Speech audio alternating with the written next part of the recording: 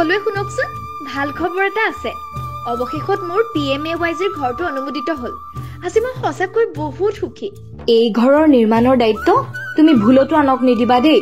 তোমাৰ সপোনৰ ঘৰখন তুমি নিজ হাতেৰে নিৰ্মাণ কৰা। কিনো কয়, মই মিস্ত্ৰীৰ কাম নাজানো নহয়। চিমেণ্ট বালিৰ ব্যৱহাৰো নাজানোৱেই। কোনো ধৰণৰ প্ৰশিক্ষণো নাই। সঁচা কথা ক'ব গ'লে এইবোৰ কামলৈ মোৰ বৰ ভয় লাগে। ইয়াত ভয় খাবলৈ কি আছে? প্ৰধানমন্ত্ৰী আৱাস যোজনাৰ অন্তৰ্গত আগ্ৰহী হিতাধিকাৰীক ৰুৰেল মিছন প্ৰশিক্ষণ আগবঢ়োৱা হয়। আমাৰ স্বপ্নদ্ৰষ্টা মুখ্যমন্ত্ৰী ডক্টৰ হিমন্ত বিশ্ব শৰ্মাৰ দক্ষ নেতৃত্বত অসমতো আৰম্ভ হ'ল লক্ষী মিস্ত্ৰী নামৰ এক বিশেষ প্ৰশিক্ষণ সূচী, যাৰ অধীনত অসমৰ গাঁৱে ভূঞে আগ্ৰহী মহিলাক ৰাজমিস্ত্ৰীৰ কামৰ লগতে বিজুলী সংযোগ, টাইলছ লগোৱা আদি কামৰ প্ৰশিক্ষণ দিয়া হ'ব। এই বিশেষ প্ৰশিক্ষণে মহিলাক এটা পৰিচয় দিব। প্ৰধানমন্ত্ৰী আৱাস যোজনাৰ অধীনত ঘৰবোৰ মহিলায়ো উন্নত মান বজাই ৰাখি নিৰ্মাণ কৰিব পাৰে। এগৰাকী প্ৰশিক্ষিত মহিলা মিস্ত্ৰীয়ে এতিয়া প্ৰতিদিনে 400 টকাৰ পৰা 600 টকা উপাৰ্জন কৰিছে। সংসাৰলৈ আৰ্থিক সহায় আগবঢ়োৱাৰ লগতে সমাজত আত্মসন্মান বৃদ্ধি পাইছে। খুব ভাল কথা দেখোন, ময়ো শিকিম দেই। এই প্ৰশিক্ষণ ময়ো ল'ম। স্বাৱলম্বী হ'বলৈ মোৰো মন। পিছে প্ৰশিক্ষণ ক'ত, কিদৰে, কেনেকৈ হ'ব কোনোবাই জানানে? নিশ্চয়, আপোনালোক সকলোৱে এই প্ৰশিক্ষণ ল'ব পাৰিব। আপোনাৰ ওচৰৰ গাঁও পঞ্চায়ত অথবা উন্নয়ন খণ্ডত যোগাযোগ কৰিলেই প্ৰশিক্ষণ সম্পৰ্কীয় সকলো তথ্য পাব। অন সাইট প্ৰগ্ৰামিং অৰ্থাৎ নিৰ্মাণস্থলীতে প্ৰশিক্ষণ লোৱাৰ ব্যৱস্থা কৰা হৈছে। এই প্ৰশিক্ষণত গ্ৰামীণ বিকাশ মন্ত্ৰালয়ৰ দ্বাৰা নিৰ্ধাৰিত কোৱালিফিকেশ্যন পেকৰ অনুসৰণ কৰা হয়। ৰাজ্য অনুসৰি PMAYGৰ ডিজাইনো সংযোগ কৰা হৈছে।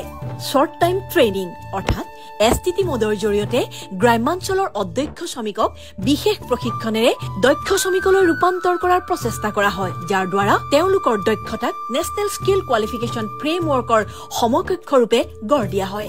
সফল মূল্যাংকনৰ দ্বাৰা লেভেল 4ৰ প্ৰমাণ পত্ৰ দিয়া হয়। আটাইতকৈ ভাল লগা কথাটো হ'ল এই প্ৰশিক্ষণৰ বাবে আপোনালোক দূৰলৈ যাব লগা নহয়।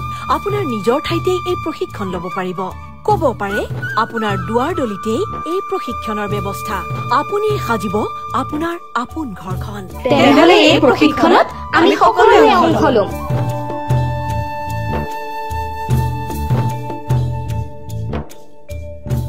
প্ৰশিক্ষণৰ পাছত মই আৰু ৰ'বই লগা নহ'ল।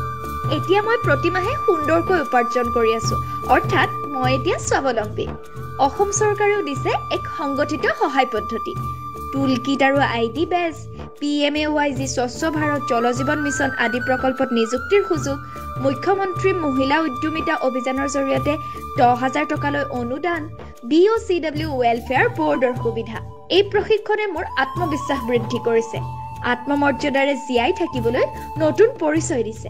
নিজৰ উপাৰ্জনেৰে ঘৰখন চহকী কৰি এতিয়া মই হৈ পৰিছো ঘৰৰ প্ৰকৃত লক্ষ্মী। হয়, আমি লক্ষ্মী মিস্ত্ৰী।